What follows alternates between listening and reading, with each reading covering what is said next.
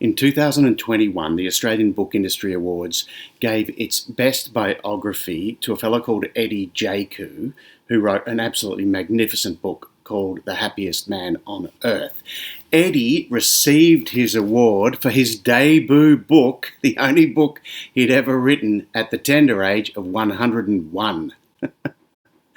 You are not too old to write your first book. Imagine if Eddie thought he was too old to write his first book and we never got that absolute treasure that is The Happiest Man on Earth. I remember seeing Roald Dahl. I went and saw him speak, and someone asked him, what advice would you give to young authors? And his advice was, write in the evenings, work in the day, do a normal life in the day, and write in the evenings, because, according to him, you won't write anything good until you turn 40. Now, he's a little harsh, Roald, because I don't think that's an absolute rule at all. But what he's saying is, you haven't had enough life experience until you get to around 40 to actually be able to contribute something really valuable to the culture. But his point was that you needed to be 40, you needed to have lived quite an extensive life and gathered enough life experiences to have the kind of wisdom that's required to write a book. And you need to practice in the meantime without any expectations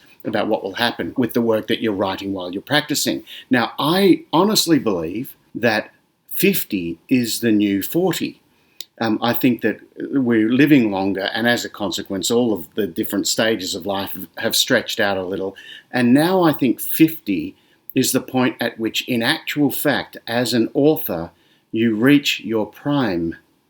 So I think that if you haven't written until 50, you probably don't have enough practice. You need to get lots and lots of hours of actual writing practice in. But after 50, you're probably at the point where you can make a contribution that's of interest to other people, because you've got that life experience and that wisdom, and you've been able to synthesize a lot of life into stories. In fact, I think of the prime for an author is probably 50 to 70. So I don't think getting too old is a problem in the slightest. I think, in fact, it's an advantage to be older and wiser, hopefully, and to have seen a lot of life and known a lot of people and understood them really well, because you've had proper relationships with a lot of different people. So get started, because it's not about how old you are, it's about what you have to say.